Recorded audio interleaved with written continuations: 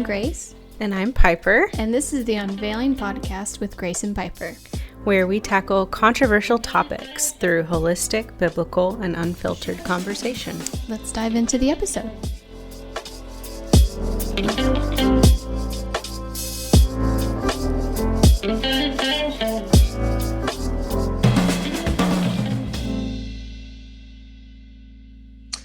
Welcome back. We hope you've enjoyed our past couple episodes. We're coming to you again. Yeah, I was going to say they've been fun. What were you going to say? No, I was just going to say we've been very excited about the last couple episodes and felt like we kind of found our groove with just the 30 minutes. I think it gives us enough space to talk about what we want to talk about, but also stay organized on our thoughts and not ramble for a little bit. Hopefully you guys have enjoyed that. I'm sure there's going to be some conversations that we have in the coming months, though, that are longer, that are going to require longer episodes. And those we typically have a lot of preparation for and want to make sure that we come across well. But yes, for sure. What are we talking about today? Today, I'm excited. Today, we're talking about my favorite thing, which is Enneagram. The Enneagram. I know some people are not for the Enneagram. It's not their thing. That's totally fine. We're still going to talk about it because we love it. We do. It's been helpful for us. Yeah, it's been helpful. I think in certain ways it's actually grown my relationship with the Lord and understanding myself or wanting to grow based on some of the things that I've learned about myself. And I think obviously we should not rely on Enneagram, but I think it can be a useful tool. And so we just thought we'd kind of get into it in our Enneagrams and what we've learned from it. Piper, for those who might not know a lot about Enneagram, because surprisingly, a lot of people don't. Do you want to get into what Enneagram is? So the Enneagram, it's an in-depth, more psychological personality quiz. If you've heard of the Myers-Briggs test or the Big Four test or something like that, you answer a series of questions, and the Enneagram takes a while. You answer several questions.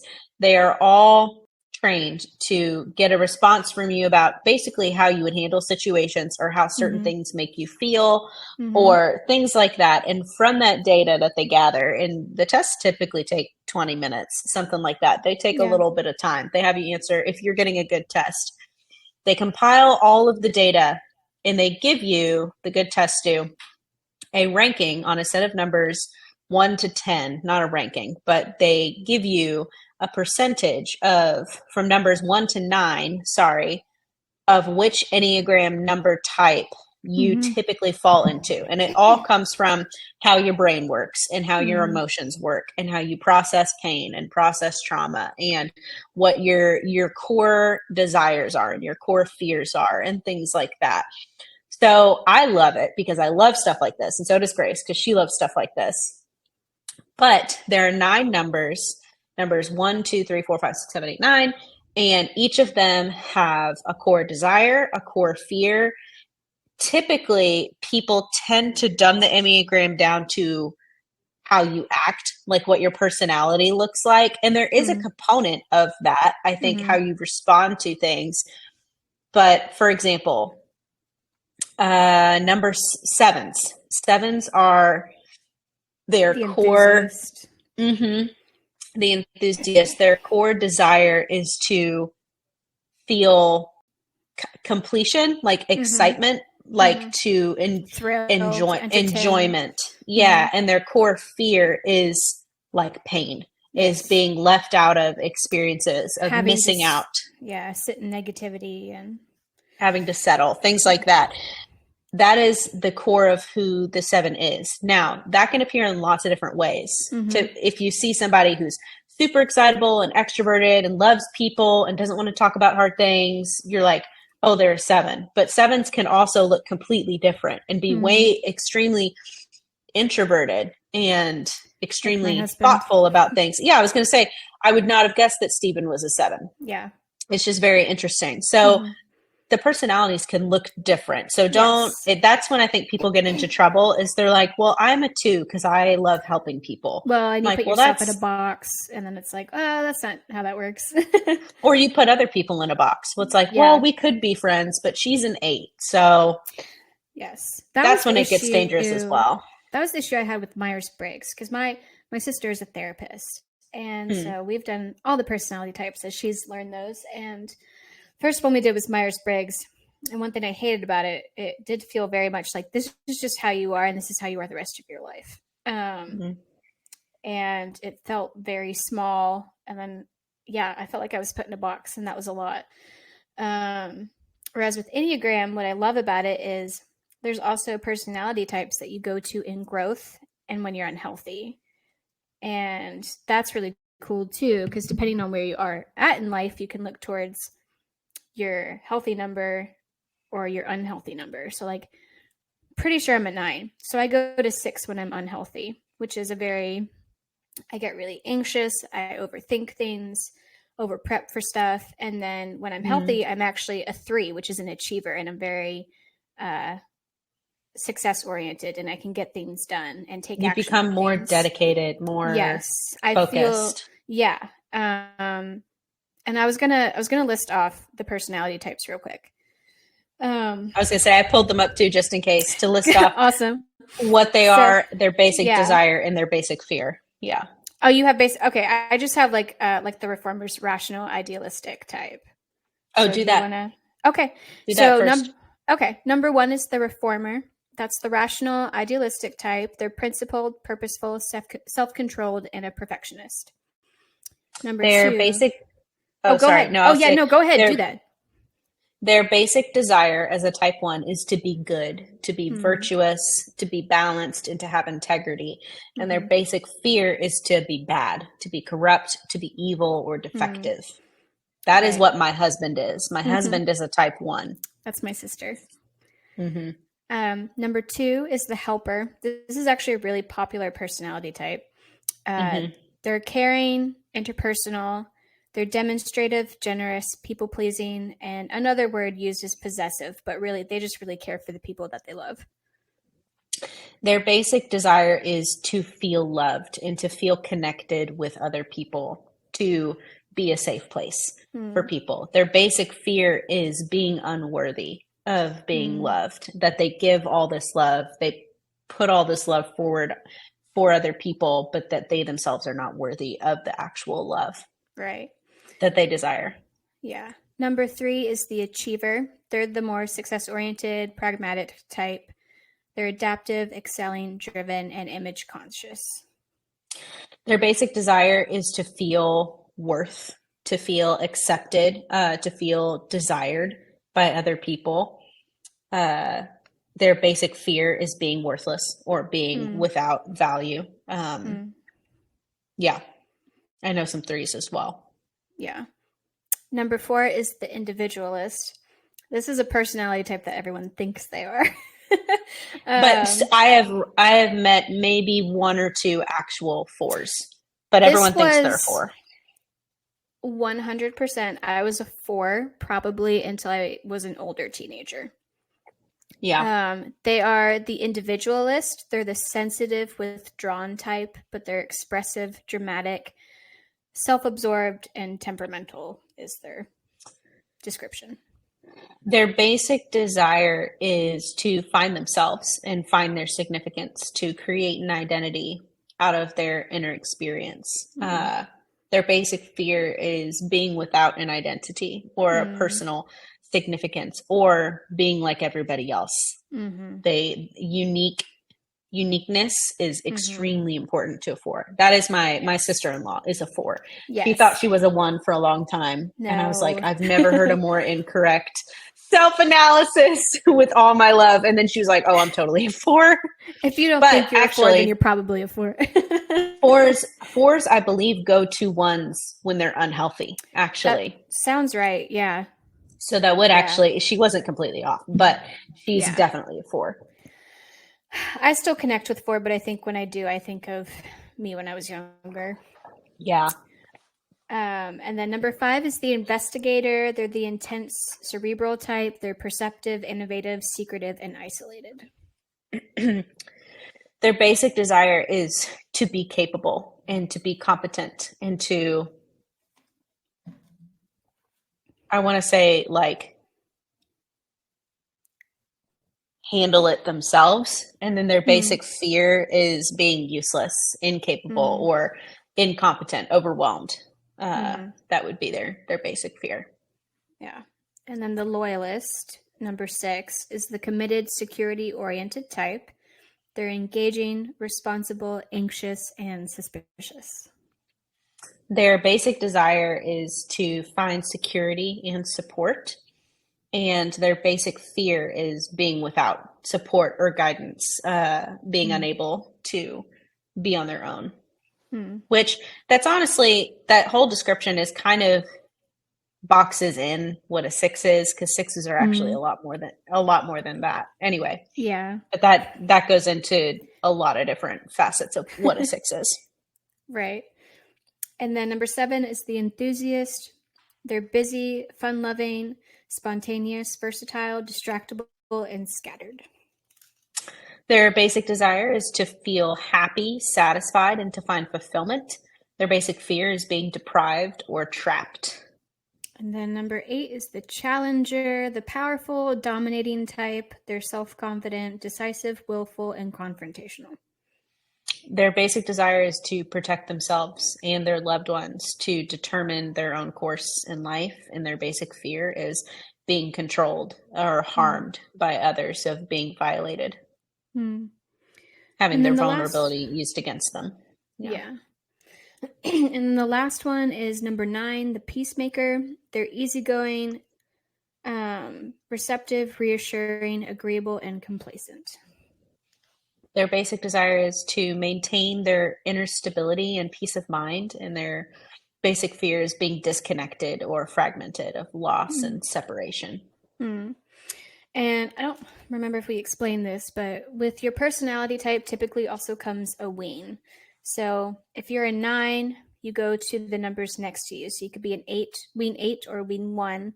And that just means that's part of your personality that you can connect with. So if you really connect with 2, but you also see a little bit of 3 in you, you could be a 2 wing 3, basically.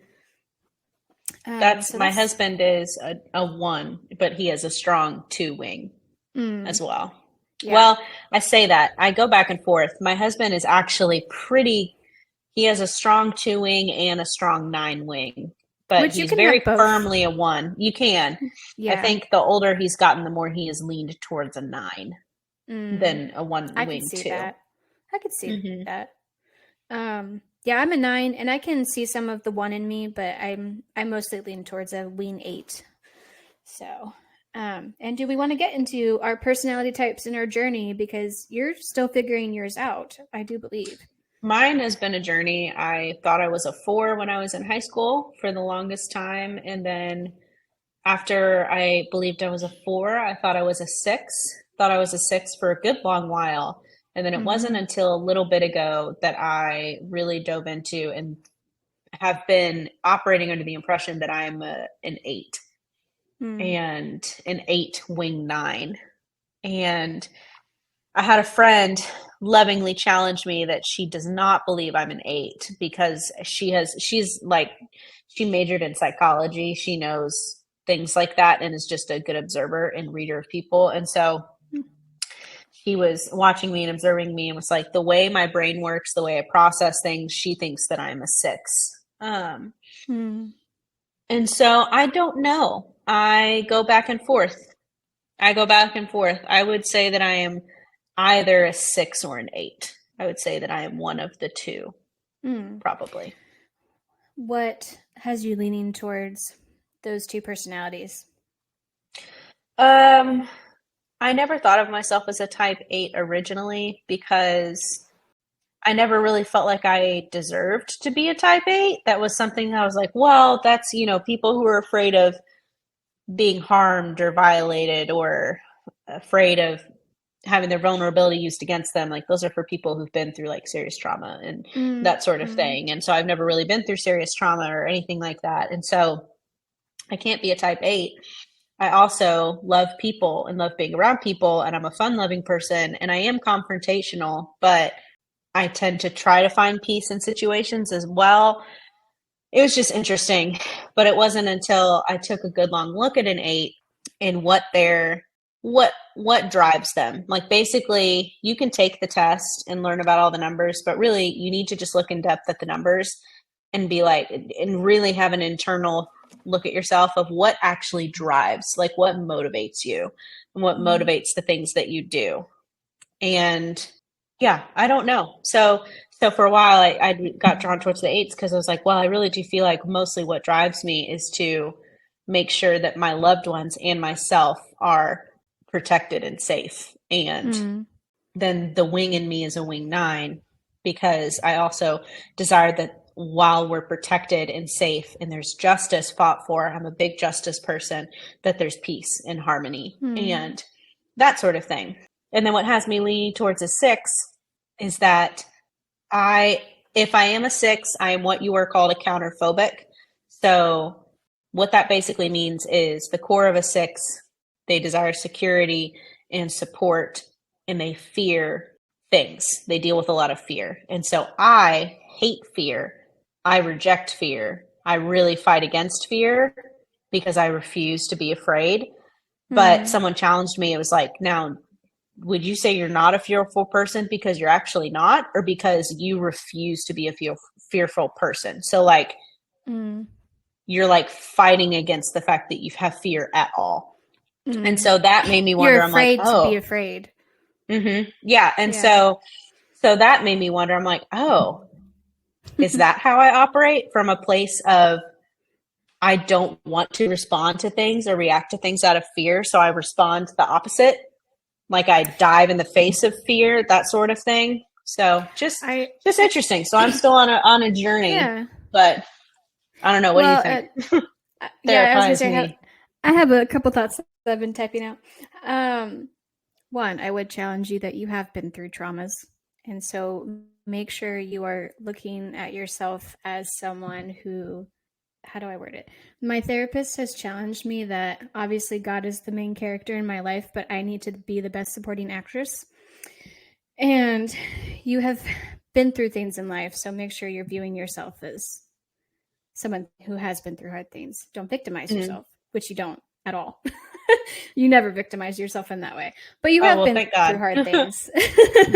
And so I would challenge you to, accept that and to not like view yourself as someone who's not worthy of feeling protective or, those things. 2 is your protection for yourself and your family. I think that is sometimes instilled in us as women. We are the nurturers, and we were built to be that. And so maybe some of that does come from the fact that you just want your family to be safe. And, and I mean, you're pregnant. And so all those things kick in too. And pregnancy is wanting to keep your baby safe and yourself safe. And, so that could just be you as a woman and just part of who you are and who you're built to be. And then I had a third thought and I just lost that one. It had to do with something you just said about being a 6. Oh, you could be a 6 wing 7, and that fear of having fear can be from the 7 wing of not liking to hone in on negative things and thoughts. And you are a people person. You do love being around people. So I could totally see you being a wing 7 if you're a 6. No, it's interesting. I've just never considered that swing of me because I love diving into hard things and talking about hard things. So but like my husband, no, that's true. Like my husband told me once, I asked him, what were you going to say? No, go ahead. I was just going to say, I asked my husband once, am I good at being vulnerable? And he said, you are good at being vulnerable with things that you're comfortable being vulnerable about. He said, you're really good at being like, I'm being so vulnerable and sharing this. He said, when it comes to things that you are actually feel really exposed and really have a hard time talking about and feeling complete in that, he's like, you very much have a lot of guards up in your life. And so that also made me lean towards an 8 as well. I don't know. We're figuring it out. But that's the thing. That's the thing, is that it's not the most important thing in the world, but this is helpful because these are challenging me to look at myself, not in a self-absorbed way or self-obsessed way, but to learn things about myself so that I can break free of unhealthy habits and unhealthy thought patterns, and I can learn to recognize warning signs in myself and move away from those and move towards health. And that's why I like the Enneagram. What about you? What about your well, first, share any other thoughts you had, but then I want to hear about your story too. That was mostly it. Just with you. I was sharing about the vulnerability thing, and you were shaking your head and you were smiling. So I was like, what did you think? I mean, no, I kind of agree. I definitely see where, especially when we were first becoming friends, I knew your comfortable topics and your not comfortable topics. And that's just how people are sometimes. Like there's definitely some areas where I'm like, it's not even not wanting to be vulnerable, but it's like, I don't know how to talk about that yet. So I think I need to process it a little bit more before I'm comfortable with it. But yeah, I can definitely see where you're really good at talking about a lot, but then you just have your topics where it's like, we're just going to stay quiet on this one. And if you want to talk about it, that's fine, but I'm going to be really careful with what I say. And that's fine sometimes. Sometimes it's protecting yourself and it's making sure you're not oversharing things. So I definitely don't look at it like, oh, Piper doesn't share things sometimes, and that's really bad. That's good. But yeah, no, I was laughing because I could see that. No, you're fine. Yeah. So with my personality, it's interesting for me too. And I didn't know that you could change personality types as you grow and stuff. And so I definitely think I was a 4, especially as a kid. I've always been a very sensitive person. And I think I've learned how to allow myself to be sensitive, but not necessarily have my feelings hurt. So I've just kind of grown in that. But I was very withdrawn. I did not trust people easily. I was really worried about not having a purpose in life. That was like my worst fear, was not knowing what I needed to be in life. And I just wanted to find myself, which I think we all look to find ourselves. I mean, it's why we go to Enneagram. But it was like my core thing, just constantly trying new things, trying new styles, trying new hobbies, because I was just trying to figure out what my niche was. And that was just my core purpose in life. And then I met Steven and kind of figured out that purpose of just feeling called to be married and be a mom. But there's still part of that in me. I'm just like, oh, well, is this all? There are random little callings I feel, but then I'm like, oh, I don't know if that's what I'm supposed to be doing. But there's still a part of me that feels a little bit 4-ish. But when I was younger, my family used to joke that I had to be a 4 because I just wanted to be so unique and was always trying to figure out how to be a unique person. I actually hated that part of myself. I felt very unique and I did not connect with people very easily. And I really hated that, actually. That was just very lonely.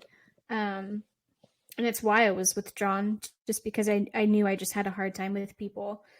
So yeah, I thought I was a 4 up until being friends with you, actually. And really? Why? What did I do? We went to Target and had a conversation, and you're like, I don't think you're a 4 anymore. Oh, do you remember? Did I really? Yeah. No, but I would do something like that. And it was funny because I think I was in a little bit of an unhealthy stage just because I was walking into adulthood and figuring out marriage and all of that. Well, this was also the Target walk where you almost died from a coma a week before or something like that. And you were just casually bringing it up. I was pregnant and didn't know it. Oh, Lord. And was saying how I'm not ready to be a mom. That was hilarious. So yeah, we were going through a lot. And, but you said, it was funny now that I think about it, you said, I think you're a 6 like me. And when 9s are unhealthy, they go to 6. That does make sense. And interesting. So that was when I started relooking at Enneagram. I reread The Road Back to You, because one thing a lot of therapists I'm going to read that. You should. It's really good. I'm getting it right now. Yeah, I'm going to read that. I think I have a copy of it if you want it. Do you really? Yeah, I would actually. Do. I love The Road Back to You. Yeah. So I started looking at Enneagram, and I didn't connect with 6 totally, but there were a few things where I was like, yeah, okay, I see that.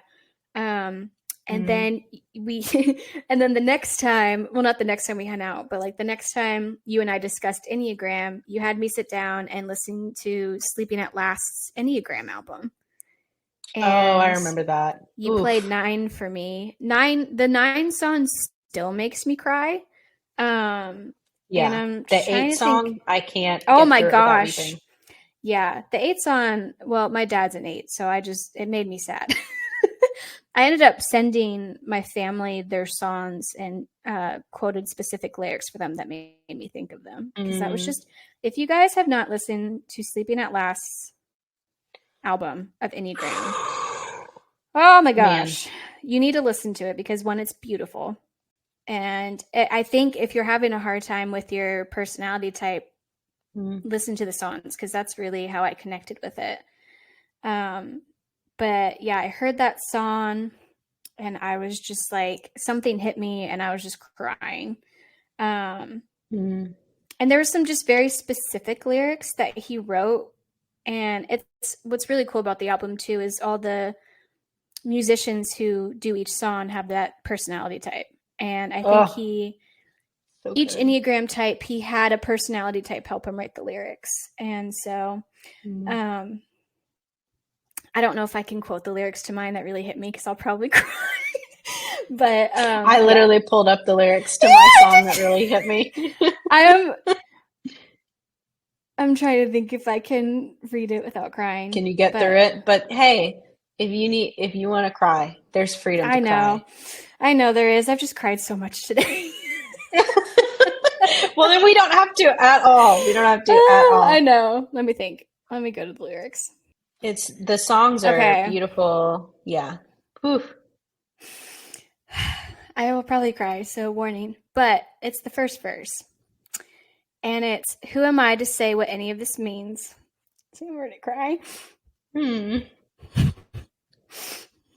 It's really interesting how like songs can get you like this because like I don't know, but I think it's the age that he mentions, and that was just a really hard year for me. Yeah. But it's been I've been sleepwalking since I was 14, and now as I write my song, I retrace my steps. And honestly, it's easier to let myself forget. But still, I check my vital signs. And choked up, I realize I've been less than half myself for more than half my life. And that was just like, I think that's when I started crying the first time. And it's the first verse, you know. But, you know, it just really hit me. And it was... I think just with how I grew up in life situations, and I'm working through this with my therapist right now, so that's probably also why I'm crying. We're going through my childhood trauma, and so I think life was so crazy at 14, and it just got crazier, and I think I shut myself down at that age to just survive. And it's when I stopped seeing myself as a human, I think, and realizing that my life was important and the things I did in my life were important and that God had a calling for me. And so, I just realized I was sleeping on life. And then it was, you know, when I had my coma and almost died, where it was just like, wow, I'm here, I'm alive. And what does that mean for me? You know? So yeah, listening to that song, I just really connected with Enneagram 9, and my dad's an 8, and him and I are very similar with each other in personality. And so I really connected with Ween 8 as well. And yeah, it just went from there. And sometimes I still question if I'm a 9. I'm just like, oh, I don't know. 'Cause every now and then I still really connect with 4, but, I think when I see and look at my day-to-day life and how I respond to things and handle things, I'm definitely a 9. Like there's no question about it. So yeah, so that's kind of how all thanks to you. I figured out my Oh, personality thanks type. to me. The whole 8 song itself just gets me. That whole Yeah. song just gets me. Mm-hmm. There are a couple lyrics in the 8 song that I'll read and in the 6 song that I'll read that I relate to. Yeah. I'm also bad at making calls of like, this is me. Like, this is who I am. Because Yeah. I like to turn to other people who I'm like, is this who I am? That's how I Like, am. You is need an it? Like, is affirmation. this me? Is this me? Is this me? Is it me? But so I've been leaning towards that that I am a 6. Okay. I'm just a very fierce 6. But the lyrics from the 6 song that have always stuck out to me is specifically, he wrote, let me find it. Fear won't go away, but I can keep it at bay. These invisible walls just might keep us safe. With a vigilant heart, I'll push into the dark and I'll learn to breathe deep and make peace with the stars. Is it courage or faith to show up every day, to trust that there will be light always waiting behind, even in the darkest of nights? And that's such a beautiful picture. And I think, if anything, when it comes to stressful situations, about like how I talked a while ago about dealing with question marks in my life and dealing with not knowing what's going to happen and not being able to prepare for everything, is just something that I'm not good at. And so that's probably what makes me lean towards, no, I do think I am a 6, but I think I'm a counterphobic 6 in that I really fight against fear, and I do have a big part of me that's not afraid of things. And I think that's just growth in the Lord, because when a 6 is healthy, they move towards a 9. And so they learn to have peace with situations, and they learn to let things go and how to go with the flow and how to trust in other people and reach out for help. And I can see all of those things in me and how I process things and how I work through things. And there's also definitely, I fight certain parts of myself that I see other people struggling with that I deal with too, but I don't like this other thing. And I see it in another person. I'm like, I refuse. I don't struggle with that. No. So I'm just like, I reject it. I'm like, no, I don't. But when in actuality, I do. So yeah, who knows? Maybe I finally have made the call that I'm a 6. I don't know. I need 4 to 5 people to affirm me in that decision before I decide. We'll get a group together. We'll figure it out. We'll do a panel. Yes. But we'll each list all the reasons why we think you're a 6 or an 8. But yeah. Well, this was a cool conversation. I love talking about the Enneagram. I think it's so fun. It helps us understand ourselves. We can do a couple more Enneagrams at later points about how they help in relationships and that sort of thing, and kind of do a sort of series on it. We could even, there's Road Back to You, and then a couples one that they wrote as well, and I can't remember what. Really? Yeah. Interesting. Okay. I just noticed that. I didn't know that they did one for couples, but that's interesting. That's good to know. It is. I would love to read it. It's called The Path Between Us. I think I've heard of that. I think a lot of premarital counselors recommend that. We'll do another podcast as well on why we do not think the Enneagram is evil. Even though some of our most trusted Bible teachers, they're not for it either. So we proceed with caution. We're not just like, we just disagree on this. The minute that it starts to take over our minds and our hearts, and we start going to the Enneagram instead of to Scripture, or we start going to the Enneagram to explain people in our lives instead of talking to people, or instead of just using it as what it's supposed to be, which is a tool.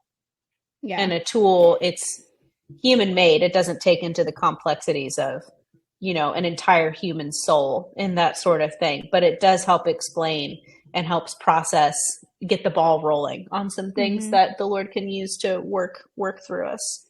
Yes. And we've definitely, with believing it's okay, we put in research. Obviously, sometimes you just gotta right. listen to where the Lord convicts you, and we're not really convicted with Enneagram. I think it's helped both of us, and obviously, I just cried over Enneagram, so like, right, it can move you and it can help you. Yeah. Well, thanks for listening. Yeah, thanks for joining us. We hope you enjoyed this episode. Please reach out to us and tell us what Enneagram you are, or if you think that you're like a specific type, or if this inspired you to go figure out your type, if it helped you have good conversations with yourself. If you think it is evil or have any negative thoughts, share it with us, and maybe we'll talk about it on the next Enneagram episode. Please do. Genuinely, please do. Oh, go ahead. Did you? I was going to say, because if people presented me with a legitimate case and I felt conviction in my spirit that I needed to lay it down, I would. Like, it is not a God in my life. It is not something that I need in my life. It's just a helpful little add-on. Yeah. Well, and I won't go too deep into it, but I also, people are just usually like, it's from the devil, and that's all I get. And I'm just like, okay, what's your argument? I genuinely want to know. I'm not like, I know what I'm talking about, but like, I'm like, what's your argument? Or even people who say the history is demonic. If you actually research it, the man who created Enneagram is a very devout Christian. And so, but yeah, we'll get into another episode. But yeah, make sure to rate us on Apple Podcasts and like us on Spotify. Comment on our posts. Give us your thoughts. Follow us on social media. Share this podcast with your friends and family. Unveiling Pod. All right. Well, until next time. It's good talking to y'all. See you later.